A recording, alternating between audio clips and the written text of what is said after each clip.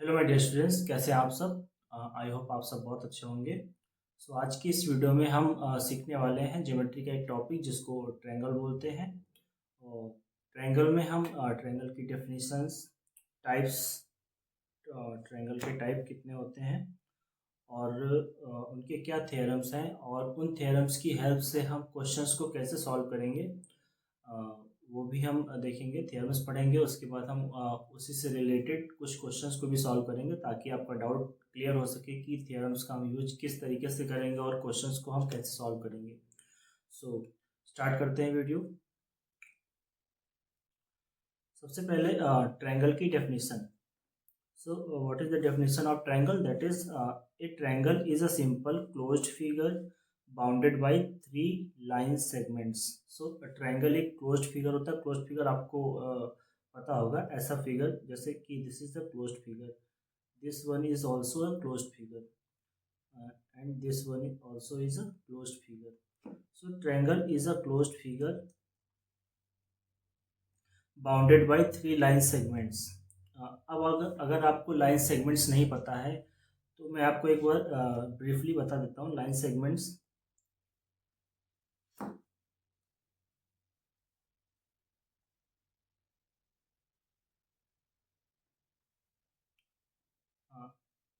आपने ऐसा भी फिगर देखा होगा और ये फिगर भी देखा होगा और ऐसा भी फिगर देखा है। तो अब इसमें आपको कन्फ्यूजन ये होती है कि इसमें लाइन कौन सी लाइन है, कौन सी लाइन सेगमेंट है और कौन सी रे है। तो ये है लाइन। इसकी खासियत ये होती है कि लाइन को हम दोनों साइड में, ये कैप टाइप में जो भी सिंबल बना हुआ है, इसका मतलब ये है कि हम लाइन को दोनों साइड से एक्सटेंड कर सकते हैं। एक्सटेंड का मतलब हम बढ़ा सकते हैं लाइन को। और रे, सेकेंड नंबर पर रे का एक एंड पॉइंट था। लाइन लाइन में कोई भी एंड पॉइंट नहीं होता है। लाइन में कोई भी एंड पॉइंट नहीं होता है, बट रे में, जैसे कि ये रे है सेकेंड नंबर पर, ये 1 नंबर हुआ, ये 2 नंबर पर रे है। रे में एक एंड पॉइंट होता है और एक पॉइंट में एंड नहीं होता है, एंडलेस होता है। दैट मीन्स कि हम रे को एक साइड से हम जितना मर्जी चाहे उतना हम एक्सटेंड कर सकते हैं, यानी कि बढ़ा सकते हैं। बट लाइन सेगमेंट में बोथ साइड में क्या होता है, दोनों साइड में एंड पॉइंट होते हैं, यानी कि हम लाइन सेगमेंट की जितनी मेजरमेंट होगी हम उतनी ही ड्रॉ करेंगे। उसको हम किसी भी साइड से एक्सटेंड नहीं करेंगे। So this is a line segment.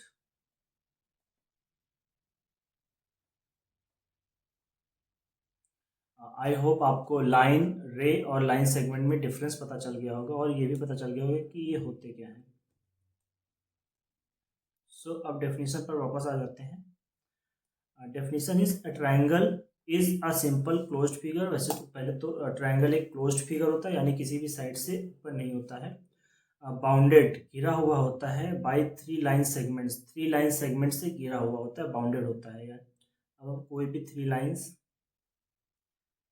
ऐसे ड्रॉ कर लेंगे, क्योंकि क्लोज होता है इसलिए किसी साइड से ओपन नहीं होगा, ये क्लोज होगा वो। और थ्री लाइन सेगमेंट से क्लोज होता है। तो लाइन सेगमेंट्स, मैंने आपको अभी थोड़ी देर पहले बताया कि लाइन सेगमेंट्स को हम एक्सटेंड नहीं कर सकते हैं। जितनी मेजरमेंट होगी हम उसी measurement exact accurate line segment draw करेंगे।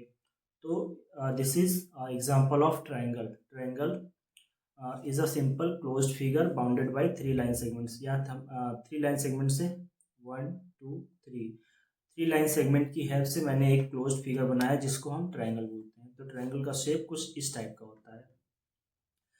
इसको हम इस तरीके से डिफाइन कर सकते हैं कि a triangle is found by connecting three non collinear points with straight line segments. इसको दूसरी तरीके से हम ऐसे भी डिफाइन कर सकते हैं कि ए ट्रायंगल इज फॉर्म, एक ट्रायंगल बनाया जा सकता है, बनाया जाता है bye connecting three non collinear. अब इसमें नया वर्ड आ गया, नॉन कोलिनियर।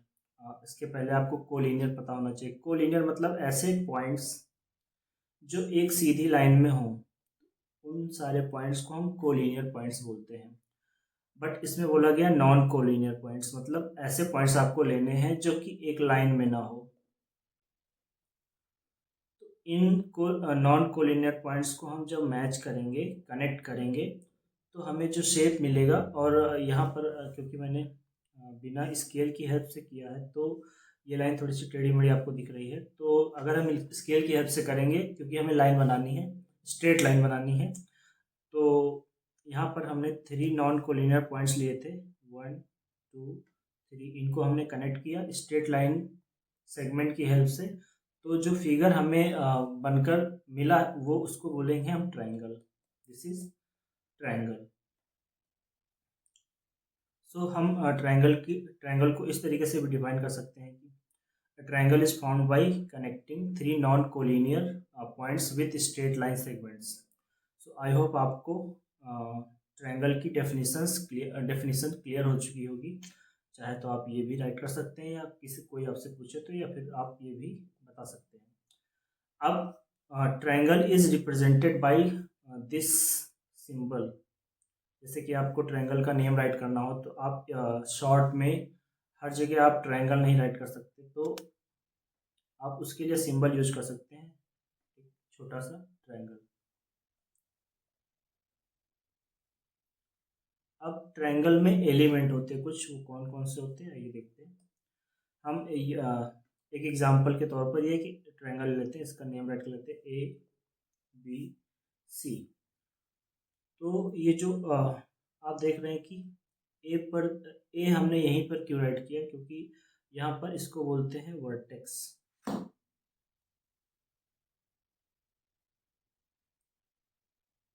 वर्टेक्स वर्टेक्स या कॉर्नर।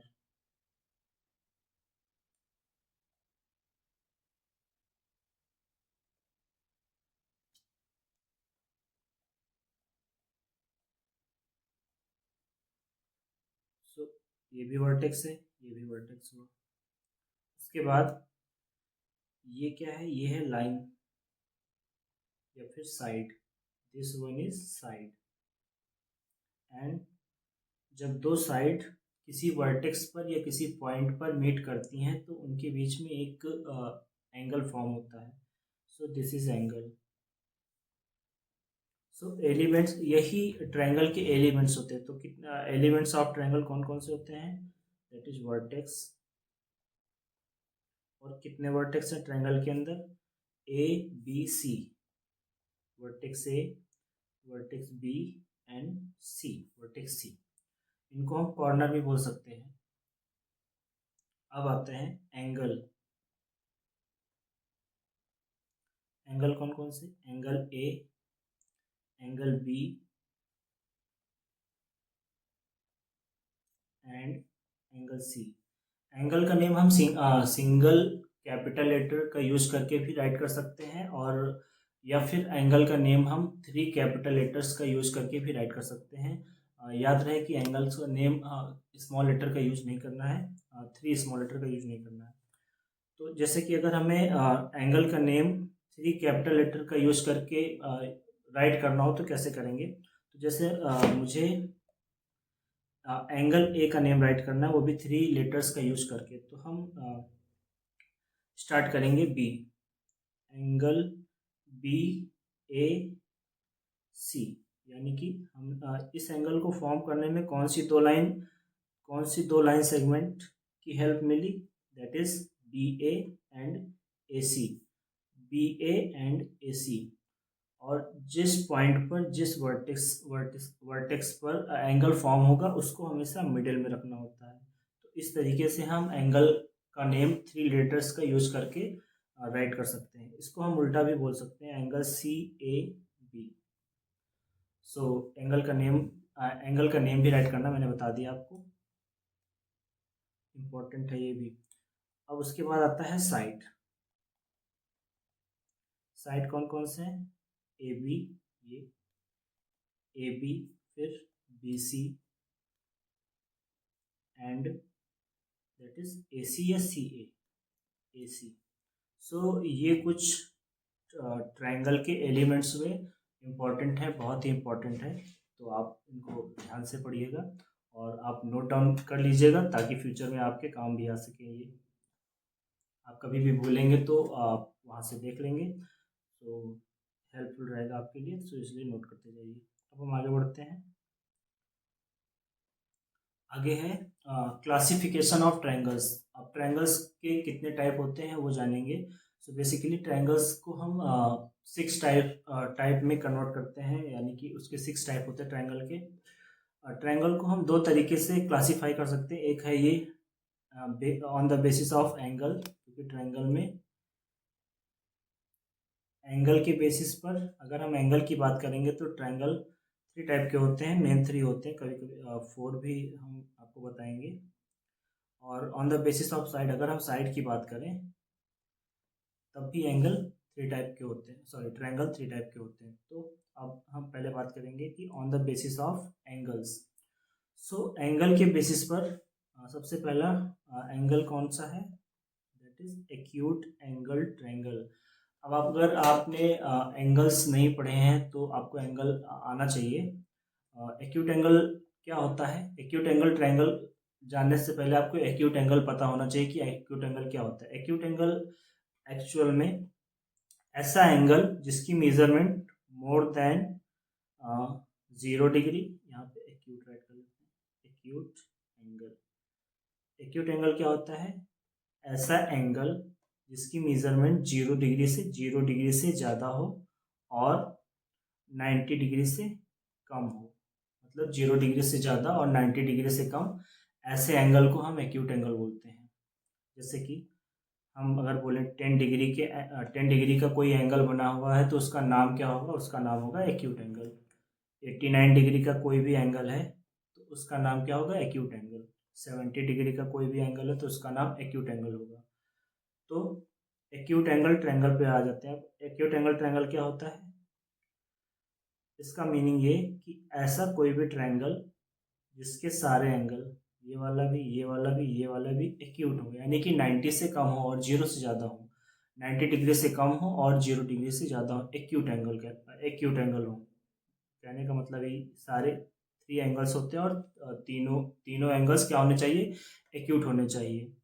तो ऐसे ट्रायंगल को हम बोलते हैं कि एक्यूट एंगल ट्रायंगल है वो। सो आई होप आपको एक्यूट एंगल ट्रायंगल समझ में आया होगा। तीनों एंगल एक्यूट होते हैं, ठीक, बहुत ही ईजी है। Angle number 2 is obtuse angle triangle.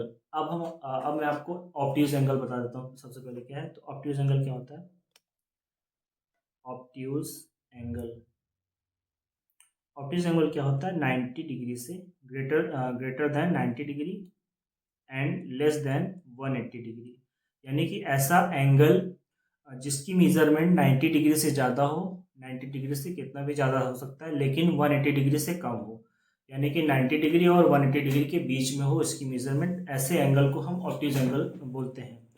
तो ऑब्ट्यूज एंगल ट्रायंगल क्या होता है, ऑब्ट्यूज एंगल ट्रायंगल क्या होता है, वन ऑब्ट्यूज एंगल, मतलब ऐसा ट्रायंगल, इस टाइप में कुछ बनता है ऑब्ट्यूज एंगल ट्रायंगल, ऐसा ट्रायंगल जिसमें एक कोई एंगल 90 डिग्री से ज़्यादा हो और 180 डिग्री से कम हो, ऐसे एंगल को हम ऑब्ट्यूज एंगल बोलते हैं। और ऐसे एंगल से ट्रायंगल में सिर्फ एक ही ऑब्ट्यूज एंगल हो सकता है। तो अगर किसी भी ट्रायंगल में एक कोई ऑब्ट्यूज एंगल मिल जाए तो वो ट्रायंगल, उसका नाम होगा ऑब्ट्यूज एंगल ट्रायंगल। बाकी के दो एक्यूट हो सकते हैं, बट ट्रायंगल में एक ही ऑब्ट्यूज एंगल हो सकता है। और तो ऐसे ट्रायंगल जिसमें कोई एक एंगल ऑब्ट्यूज हो, ऐसे ट्रायंगल को हम ऑब्ट्यूज एंगल ट्रायंगल बोलते हैं। अब triangle number 3, that is right angle triangle. Right angle नाम से ही क्लियर है कि ऐसा ट्रायंगल जिसमें कोई एक एंगल राइट एंगल हो। अब अगर आप राइट एंगल नहीं पता है तो मैं आपको बताता हूँ कि राइट एंगल उस एंगल को बोलते हैं जिसकी मेजरमेंट एग्जैक्ट 90 डिग्री हो, लाइक दिस।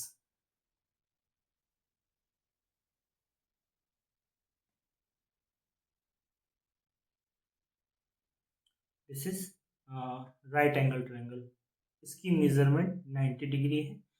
तो ऐसा एंगल जिसकी मेजरमेंट एग्जैक्टली 90 डिग्री हो, उसी एंगल को हम राइट एंगल बोलते हैं। और राइट एंगल ट्रायंगल क्या होता है, ऐसा ट्रायंगल जिसमें कोई एक एंगल 90 डिग्री का हो, like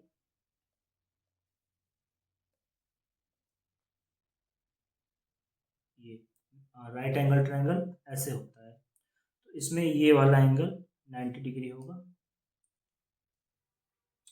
this one is 90 degree, so this angle will be called right angle triangle.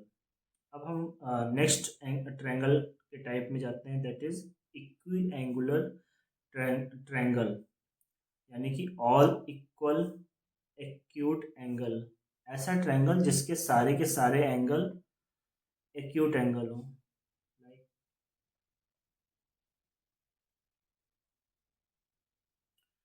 Acute हो बट और इक्वल भी हो, तो ऐसा ट्रायंगल, ऐसे ट्रायंगल को हम ऐसे ट्रायंगल को हम इक्विएंगुलर ट्रायंगल बोलते हैं। और अगर सारे एंगल एक्यूट होंगे तो सारे एंगल की मेजरमेंट, मतलब हर एक एंगल की मेजरमेंट 60-60 होगी, ये भी 60, ये भी 60 degree, and this one is also 60 degree. अब हम आते हैं ट्रायंगल्स की classification on the basis of sides. तो साइड्स की अगर हम बात करें तो ट्रायंगल 3 टाइप के होते हैं। First one is equilateral triangle. Equilateral triangle में क्या होता है, ऑल साइड्स आर इक्वल, यानी कि ऐसा ट्रायंगल जिसमें सारी की सारी साइड्स की मेजरमेंट, मतलब मान लीजिए ये 2 सेंटीमीटर की है, तो this side should be 2 centimetre and this side also should be 2 centimetre. अगर किसी भी ट्रायंगल की सारी साइड, 3 साइड्स होती है ट्रायंगल में, अगर ट्रायंगल में तीनों साइड्स सेम मेजरमेंट की हैं तो हम ऐसे ट्रायंगल को इक्विलेटरल ट्रायंगल बोलेंगे। अब नेक्स्ट टाइप है isosceles triangle, 2 sides are equal. अच्छा, इक्विलेटरल ट्रायंगल में एक चीज़ और है कि अगर सारी साइड्स इक्वल हैं तो सारे एंगल भी इक्वल होंगे। ये प्रॉपर्टी है, आप अच्छे से इसको माइंड में रखिएगा, बहुत काम आएगी ये सारी प्रॉपर्टीज़, बहुत काम आएंगे, काफ़ी बड़े बड़े क्वेश्चन से सॉल्व होते हैं, तो प्रॉपर्टीज़ को भूलिएगा नहीं, कहीं नोट डाउन जरूर कर लीजिएगा कि अगर किसी भी ट्रायंगल के सारे साइड्स इक्वल हैं, all 3 sides are equal, then all 3 angles will also be equal. Next type है isosceles triangle, 2 sides are equal. अगर किसी भी ट्रायंगल की 2 साइड्स इक्वल हैं, जैसे कि मान लीजिए ये ट्रायंगल है, इसकी ये दोनों साइड्स इक्वल हैं, तो इनके जो अपोजिट एंगल होंगे, अपोजिट, जैसे कि इस साइड के अपोजिट ये वाला एंगल होगा और इस साइड के अपोजिट ये वाला एंगल। एक बार बड़ा सा फिगर बना देता हूँ, आपको दिख नहीं रहा होगा,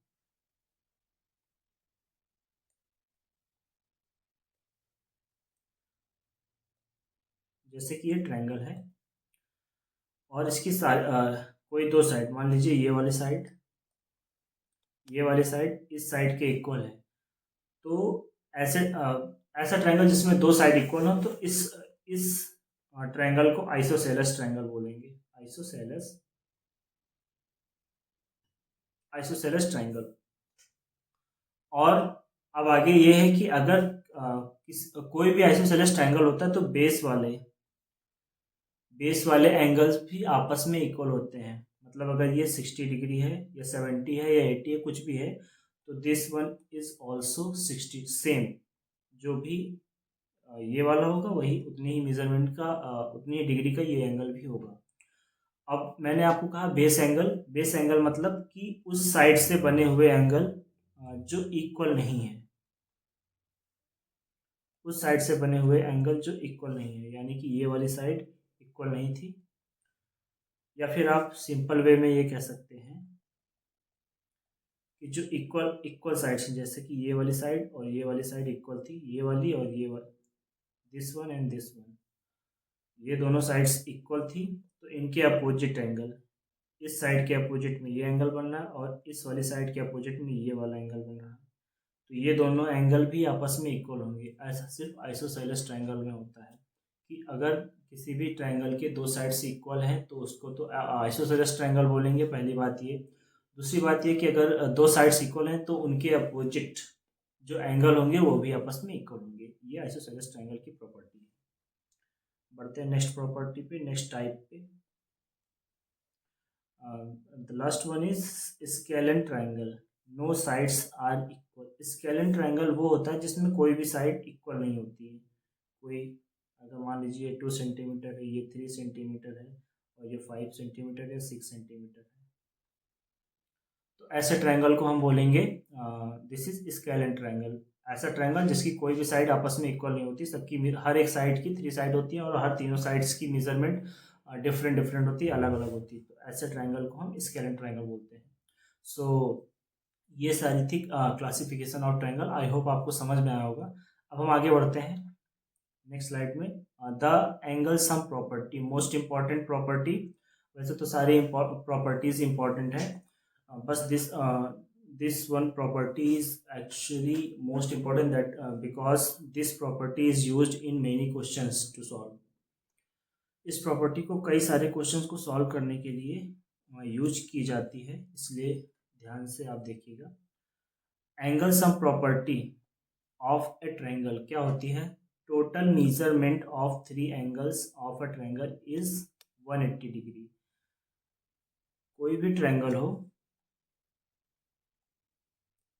कोई भी ट्रायंगल हो, उसके 3 एंगल्स होते हैं किसी भी ट्रायंगल में, और तीनों एंगल्स का सम, मान लीजिए ए बी सी, इसका नेम राइट कर दिया हमने।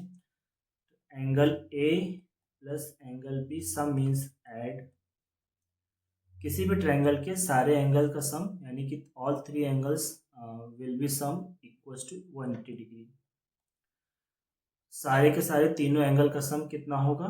180 डिग्री होगा। ये इंपॉर्टेंट प्रॉपर्टी बहुत बहुत है। अब जैसे इससे रिलेटेड एक क्वेश्चन कर लेते हैं हम, कि एक ट्रायंगल है, मान लीजिए एक ट्रायंगल है, इसकी मेजरमेंट 70 डिग्री है, इसकी मेजरमेंट 50 डिग्री है, तो बताइए इस ट्रायंगल की मेजरमेंट कितना होगा? A B C. तो आपको angle C equals to question mark, यानी कि एंगल सी की मेजरमेंट आपको बतानी है। तो कैसे सॉल्व करेंगे? क्योंकि आपको पता है कि sum of all angles of a triangle is always equals to 180 degree. So सारे एंगल का सम, किसी भी ट्रायंगल के सारे एंगल का सम 180 डिग्री के इक्वल होता है, तो हम उसी प्रॉपर्टी का यूज करेंगे। Angle A plus angle B plus angle C, इन तीनों का सम हमेशा 180 डिग्री ही होना चाहिए, और होता भी है। अगर नहीं हो रहा है तो वो ट्रायंगल फिर नहीं बनेगा। तो 180 डिग्री की इक्वल कर दिया हमने। अब एंगल ए की वैल्यू है 70 प्लस एंगल बी की वैल्यू 50 डिग्री, और angle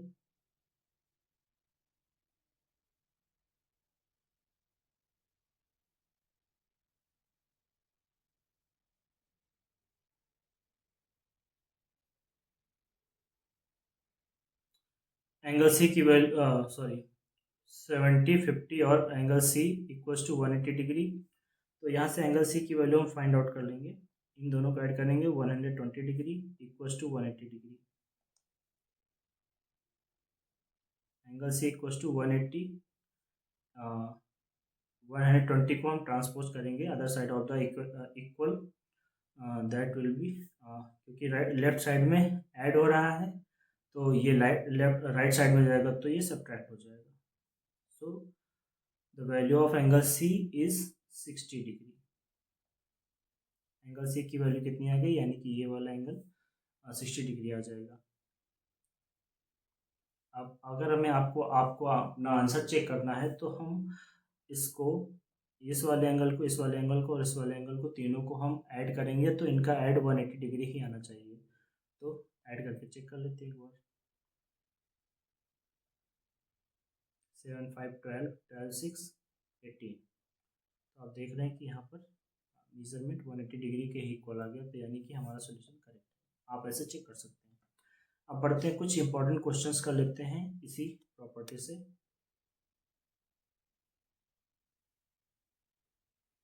the angles of a triangle are in ratio 2:3:4। Find the measurement of each angle of the triangle. एक ट्रायंगल है,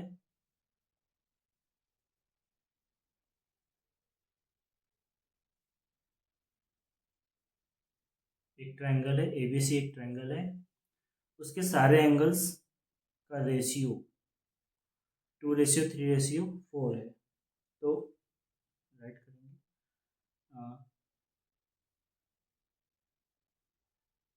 the ratio of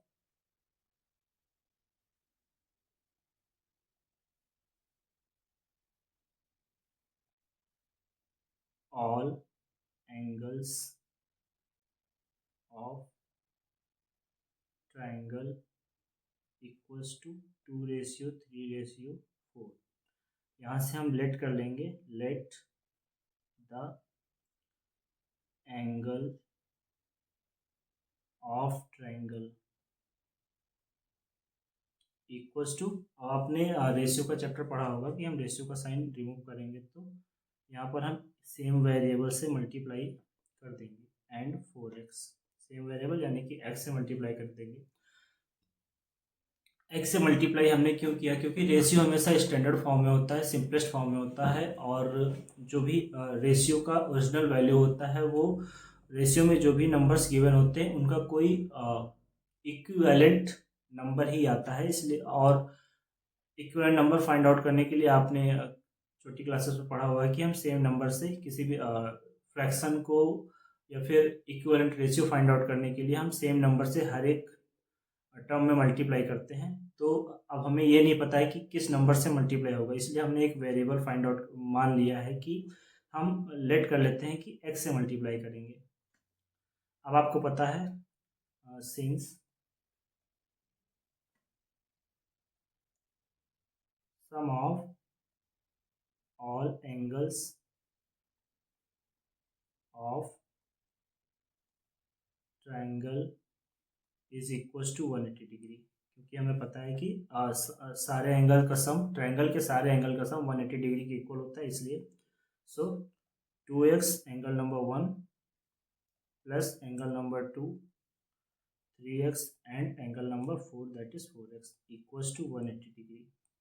इनको हम ऐड कर लेंगे 4 3 7 2 9x इक्वल्स टू 180 डिग्री। अब 9 और x के बीच में मल्टीप्लिकेशन का रिलेशन है, तो 9 को हम ट्रांसपोज करेंगे तो लेफ्ट साइड में 9 मल्टीप्लाई हो रहा है x के साथ, तो राइट साइड में जाएगा वो डिवाइड हो जाएगा।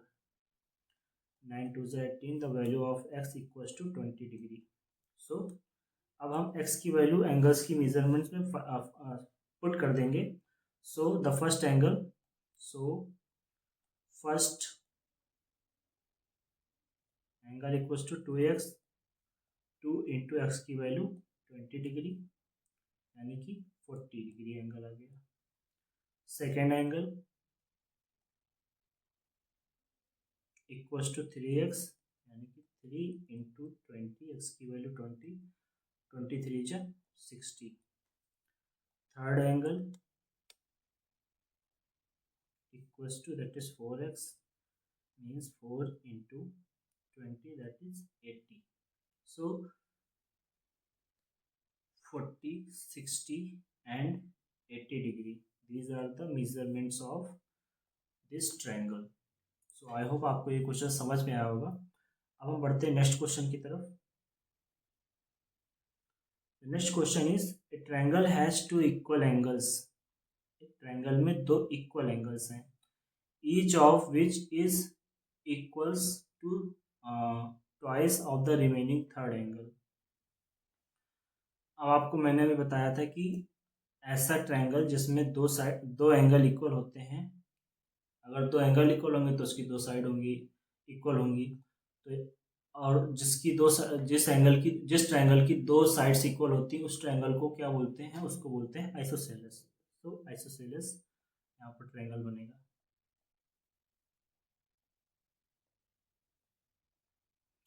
क्वेश्चन में बोला है कि a triangle has two equal angles.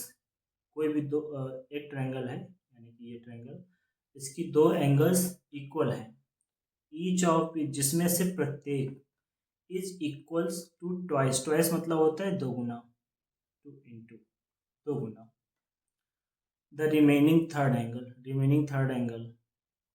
तो हम लेट कर लेते हैं क्योंकि ये दोनों एंगल इस पर डिपेंडेंट है, तो हम लेट कर लेते हैं।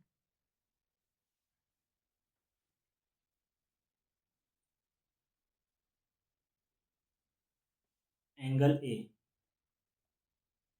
लेट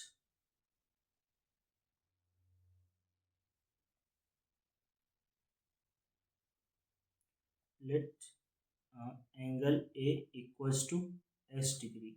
एंगल ए हमने लेट कर लिया एक्स डिग्री है। एंगल ए हमने क्यों लेट किया, क्योंकि एंगल ए पर ही डिपेंडेंट है ये दोनों। क्योंकि बोला जा रहा है कि एक ट्रायंगल है, इसमें दो एंगल्स आपस में इक्वल हैं और जिनमें से ये दोनों एंगल, यही दोनों एंगल थर्ड वाले एंगल के एंगल का डबल है।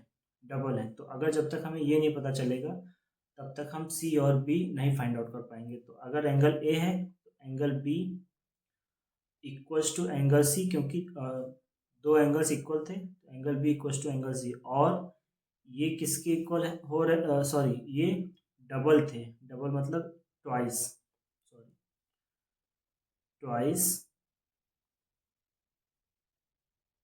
Of remaining angle.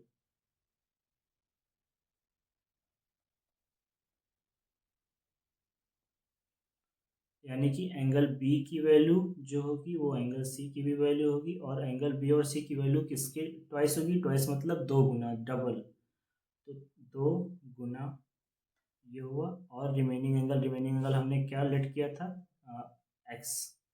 So angle B we can say that angle B equals to 2x and angle C equals to 2x।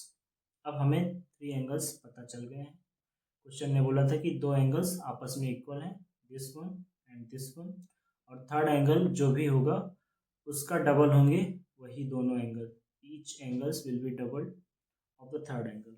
सो अब हमें इन एंगल्स की वैल्यू फाइंड आउट कर लेनी है। Again sum of all angles of triangle, ये वाला theorem use करेंगे, इज इक्वल्स टू 180 डिग्री। अब सारे एंगल का सम, यानी कि फर्स्ट एंगल इज, ऐसे राइट कर लेते हैं, angle A plus angle B plus angle C equals to 180 degree. अब एंगल ए की value x plus angle B की value 2x plus angle C की value again 2x equals to 180 degree. Sum of all these three angles is equals to 5x equals to 180 degree.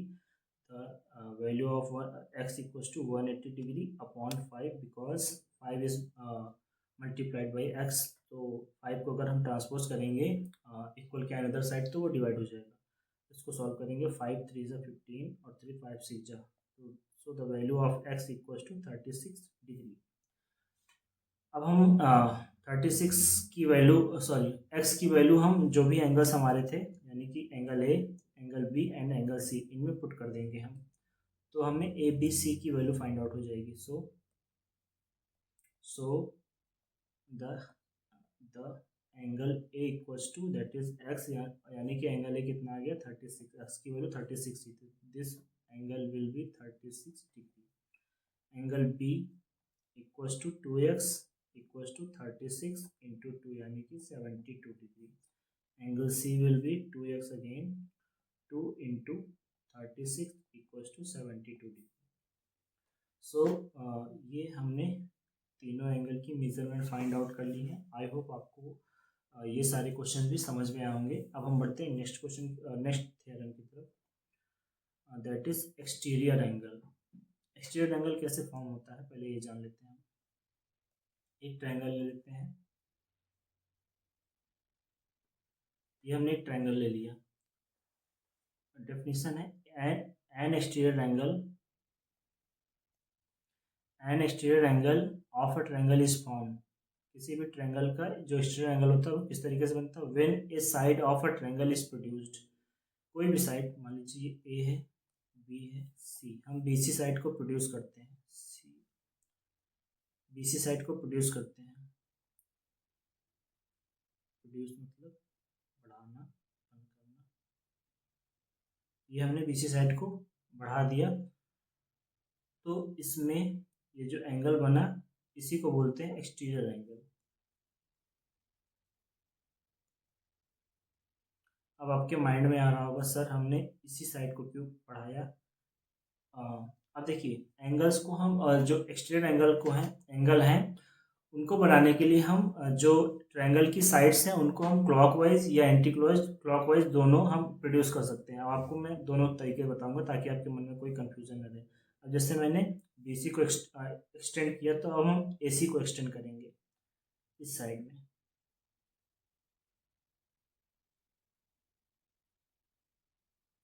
This angle is exterior angle. Again अब हम इस A B को extend करेंगे।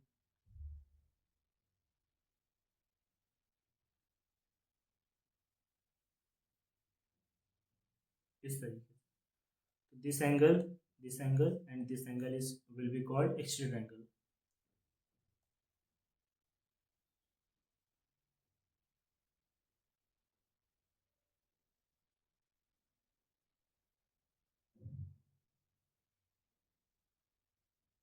अब अगर हम इसको हमने ये एंटी क्लॉकवाइज है, क्योंकि क्लॉक इस साइड को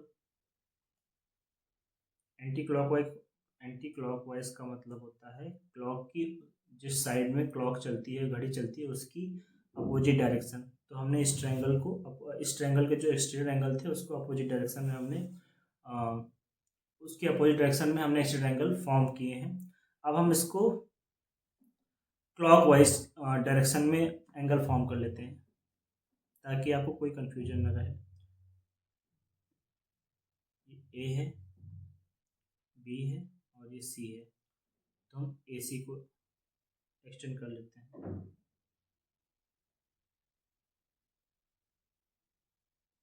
ये एंगल, उसके बाद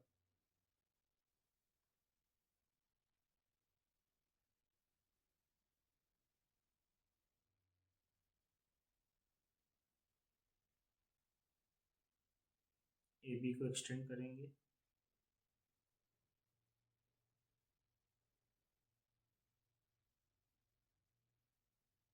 ये एंगल, उसके बाद हम बी सी को एक्सटेंड करेंगे।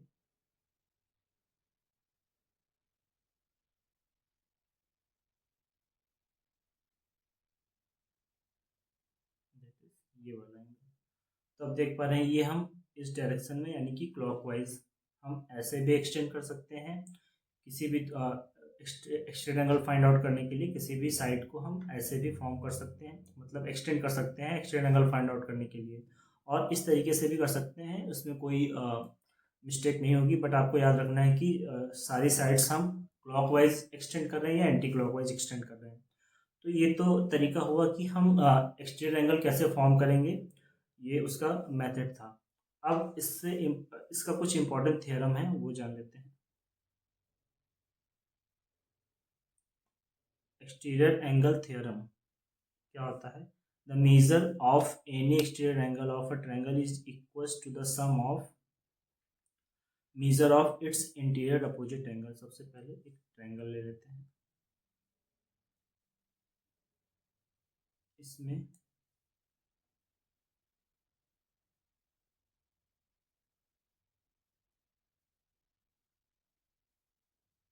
ए बी सी और इसको हम डी मान लेते हैं।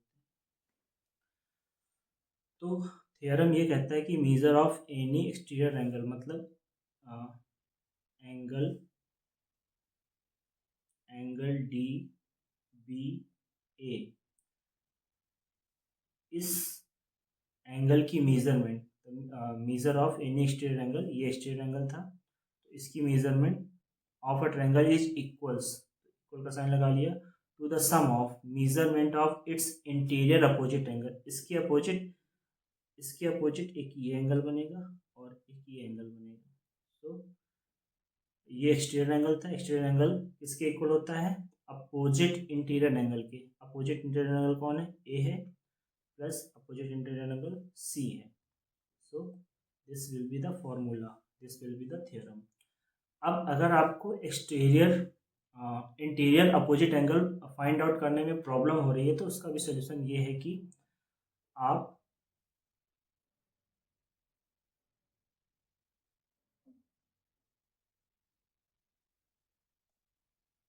इस तरीके से फाइंड आउट। अब जैसे देखिए कि इस स्ट्रेट लाइन में ये एंगल, इस एंगल को एक्सट्रेट एंगल बोलेंगे, और ये जो बचा हुआ एंगल, साथ में लगा हुआ एंगल, इसको छोड़ देंगे। बाकी जो बचे हुए दो एंगल होंगे वही opposite angle, opposite interior angle होंगे।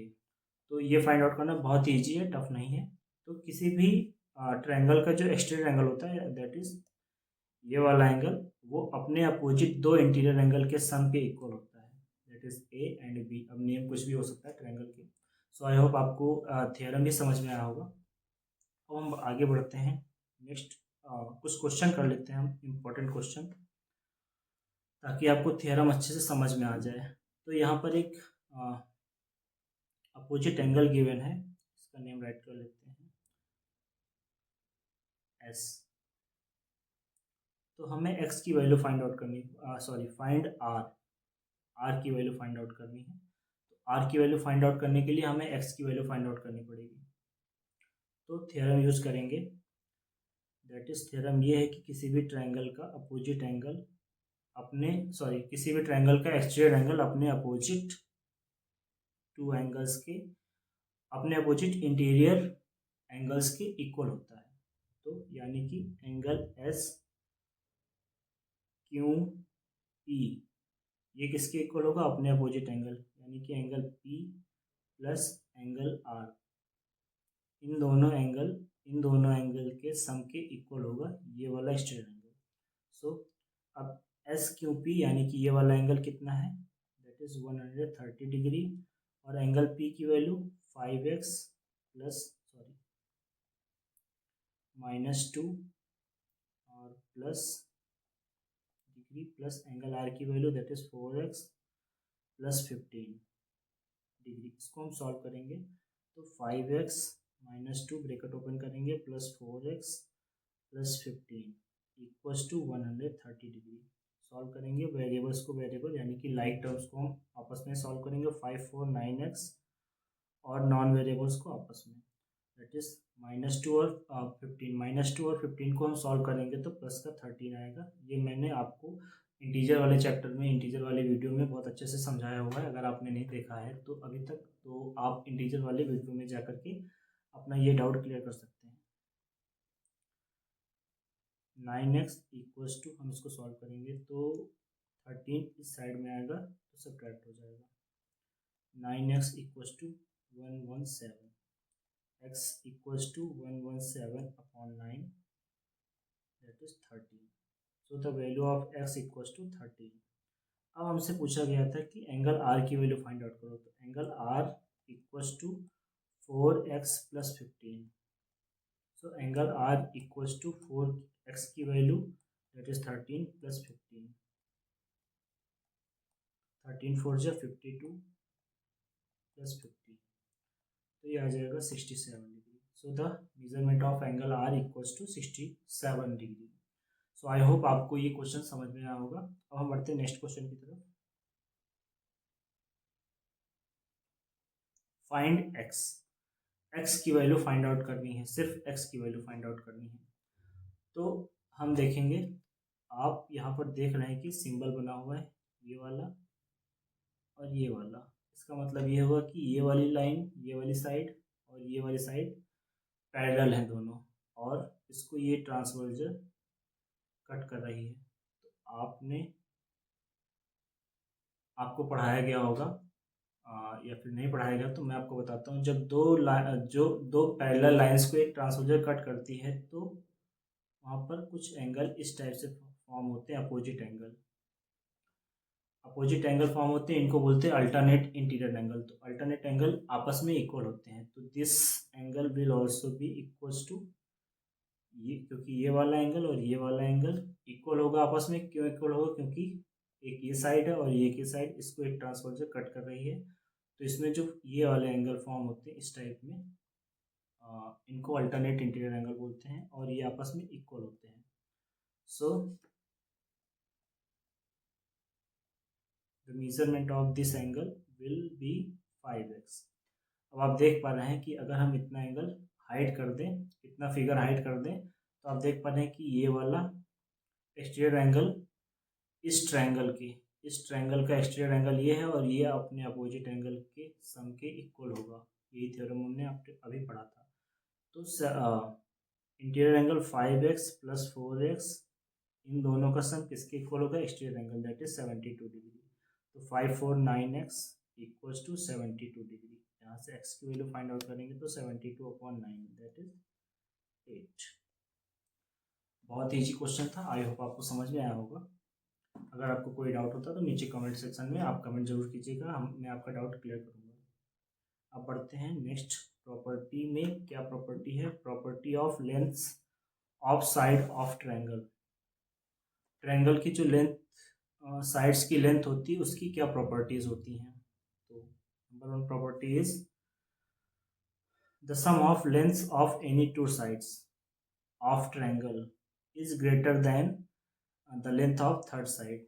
कोई भी ट्रायंगल है, उसकी दो साइड्स हैं, मान लीजिए 2, 3, 4। तो कोई भी दो साइड्स का सम, छोटी वाली दो साइड्स का सम तीसरी साइड से, तीसरी साइड के सम, या फिर कोई भी दो साइड का सम तीसरी साइड के सम, तीसरी साइड के से बड़ा आएगा। यानी कि अगर हम 2 + 3 करें तो that should be greater than 4, third side that is 4। इन दोनों का सम अगर इसके इक्वल नहीं आ रहा, सॉरी इससे ग्रेटर नहीं आ रहा, यानी कि इन दो साइड्स का सम तीसरी साइड के या तो इक्वल आ रहा है या फिर उनसे छोटा आ रहा है, तो इस कंडीशन में ट्रायंगल फॉर्म नहीं होगा।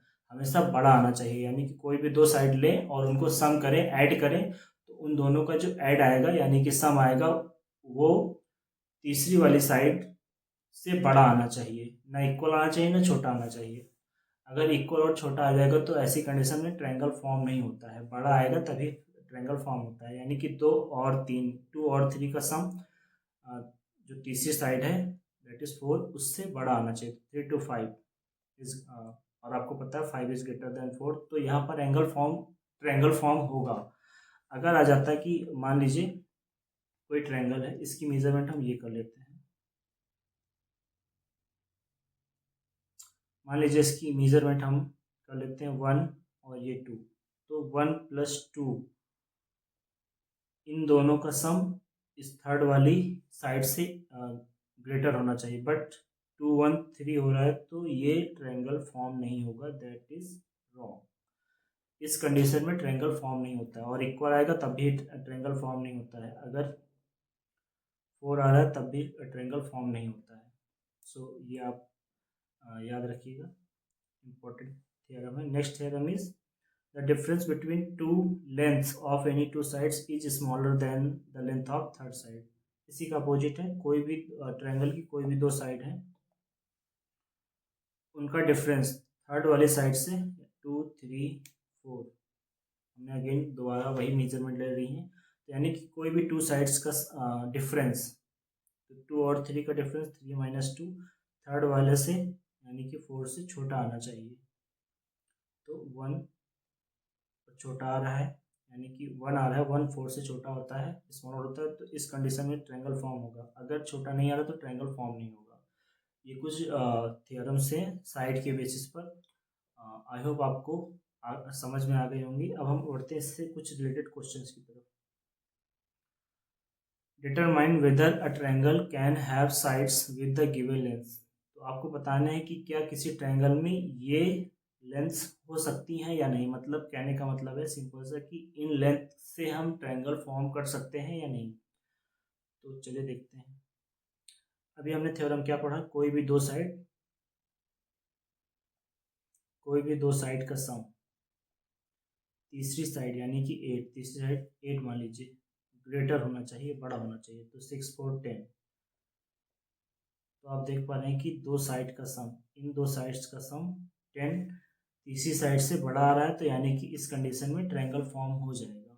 सो किसी भी ट्रायंगल की ये 3 मेजरमेंट हो सकती है। अब क्वेश्चन नंबर बी है, इसमें भी ऐड करके आप चेक कर लीजिएगा। कोई भी दो साइड ऐड करके आप चेक कीजिएगा। अगर थर्ड साइड से बड़ा आ रहा है तो ट्रायंगल फॉर्म होगा, नहीं तो नहीं होगा। उसी तरीके से सी नंबर में आपको करके बता देता हूँ, क्योंकि इसमें वेरिएबल है तो आपको कन्फ्यूजन हो सकती है। कोई भी दो एंगल्स का सम तीसरे एंगल की मेजरमेंट से बड़ा होना चाहिए। तो अब इसमें एक्स की वैल्यू 5 गिवन है, तो सबसे पहले हम एक्स की वैल्यू फाइंड आउट करके मेजरमेंट फाइंड आउट कर लेंगे। 3 × x यानी कि 3 × 5 दैट इज 5 3 = 15। तो पहली साइड आ गई 15। दूसरी है 2x + 1 दैट इज 2 × 5 + 1, 5 2 = 10 + 1 11। और थर्ड वन इज x² यानी कि 5 का स्क्वायर। 5 का स्क्वायर यानी 5 5 25। सो 3 measurements are like this.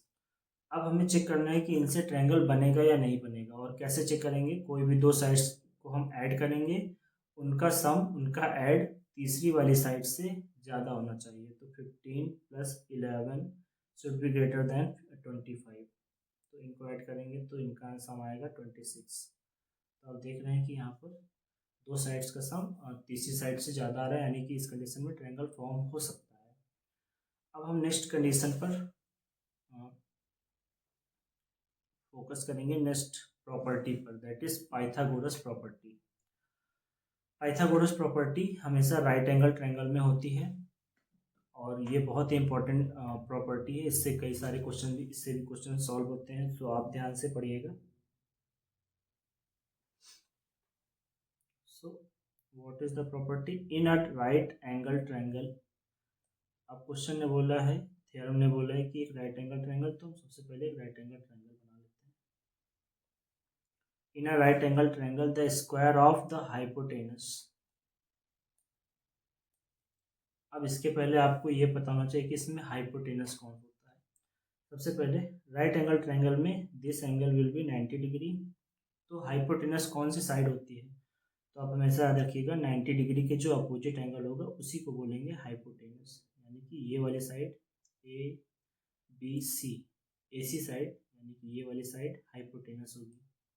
90 degree के अपोजिट फिगर चाहे जैसा बना हो, 90 डिग्री के अपोजिट एंगल को, सॉरी 90 डिग्री के अपोजिट वाली साइड हमेशा हाइपोटेनस होती है। Hypotenuse, this one is hypotenuse. इसको हम बेस बोल देंगे, इसको हम बोल देंगे perpendicular.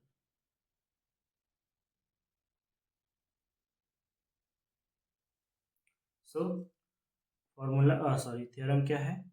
In a right angle triangle the square of hypotenuse, hypotenuse को हम शॉर्ट में एच राइट करेंगे, square of hypotenuse is equal to the sum of squares on its leg. Leg मतलब बाकी जो बची हुई दो साइड्स हैं, बेस और बेस के स्क्वायर और परपेंडिकुलर के स्क्वायर के सम के इक्वल होता है। यही होता है आपका पाइथागोरस प्रॉपर्टी। आगे राइट है, if a triangle is not right angle this property does not hold good. अगर एक कोई ट्रायंगल राइट एंगल नहीं है, राइट एंगल ट्रायंगल नहीं है, तो ये प्रॉपर्टी उस पर काम नहीं करेगी। ठीक है, this property is useful to decide whether the triangle is given right angle और नॉट। और इस प्रॉपर्टी का हम यूज यहाँ भी कर सकते हैं, इस चीज़ को चेक करने के लिए कर सकते हैं कि कोई भी ट्रायंगल राइट एंगल ट्रायंगल है या नहीं। इस प्रॉपर्टी का यूज वहाँ भी कर सकते हैं। अब आइए इससे कुछ इंपॉर्टेंट क्वेश्चन सॉल्व कर लेते हैं। Question is the rectangular floor of a room, rectangular floor of a room. सबसे पहले हम एक फ्लोर बना लेते हैं रेक्टेंगुलर, जिसका शेप होगा रेक्टेंगुलर। सो हम यहाँ एक फ्लोर ले लेते हैं, रेक्टेंगुलर फ्लोर।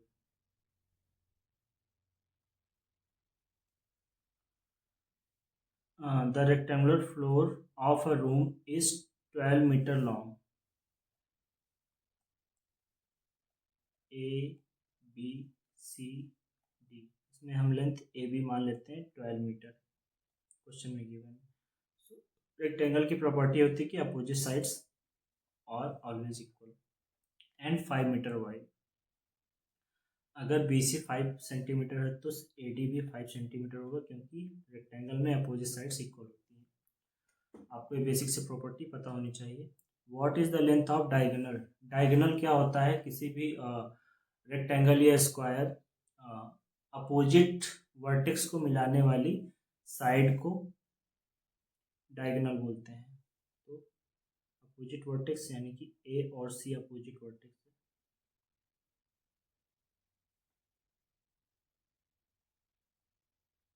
ये साइड डायगोनल होगी ए सी। इसकी मेजरमेंट, अब इसमें रेक्टेंगल में दो डायगोनल हो सकते हैं, ये भी हो सकता है डायगोनल, ऐसा नहीं कि सिर्फ वही होगा। तो दो डायगोनल, एक ए सी है और एक डी बी है। तो हमें किसी एक की फाइंड आउट करनी, क्योंकि डायगोनल्स सेम होंगी, इक्वल होंगी, इसलिए किसी एक की फाइंड आउट कर लेते हैं। तो हमें ए सी की वैल्यू फाइंड आउट करनी है। अगर हम इस फिगर को थोड़ी देर के लिए इतना इरेज कर दें,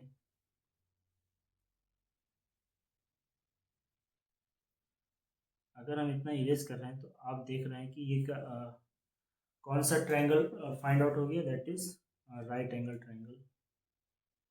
राइट एंगल ट्रायंगल, और राइट एंगल ट्रायंगल में राइट एंगल के सामने वाली जो साइड होती है अपोजिट साइड, उसको हाइपोटेनस बोलते हैं, हाइपोटेनस बोलते हैं। तो बस इसी बेसिस पर हम इस क्वेश्चन को सॉल्व कर लेंगे। यानी कि ये हाइपोटेनस, हाइपोटेनस यानी कि एसी, एसी की वैल्यू फाइंड आउट करनी है। तो फॉर्मूला होता है हाइपोटेनस का स्क्वायर इक्वल्स टू बेस का स्क्वायर प्लस परपेंडिकुलर का स्क्वायर। यहाँ पर बेस है 12 centimetre and perpendicular is, hypotenuse की वैल्यू फाइंड आउट करनी है, बेस है 12 मीटर, मीटर सॉरी सेंटीमीटर है, and perpendicular is equals to 5 centimetre. So hypotenuse का स्क्वायर इक्वल्स टू बेस का स्क्वायर प्लस परपेंडिकुलर का स्क्वायर। हाइपोटेनस की वैल्यू फाइंड आउट की करनी है, तो बेस की वैल्यू है 12 स्क्वायर प्लस परपेंडिकुलर इज 5 का स्क्वायर। तो हाइपोटेनस स्क्वायर इक्वल्स टू 12 को 2 टाइम्स मल्टीप्लाई करेंगे तो 144 एंड 25, इनको ऐड करेंगे तो आएगा 169। अब यहाँ पर एक इम्पॉर्टेंट चीज़ ये है कि जब हम स्क्वायर को ट्रांसपोज करते हैं, हाइपोटेनस का स्क्वायर को ट्रांसपोज करते हैं, तो इक्वल के अंदर साइड में रूट लग जाता है, और रूट को सॉल्व करने का मेथड ये होता है, इसके फैक्टर करेंगे, इसको हम 13 इंटू 13 राइट कर सकते हैं। तो रूट के बाहर कोई भी नंबर, रूट के अंदर कोई भी नंबर अगर डबल टाइम मल्टीप्लाइड है और उसको बाहर करेंगे तो वो सिंगल टाइम आ जाएगा, यानी कि 13। So the value of hypotenuse equals to 13 centimetre.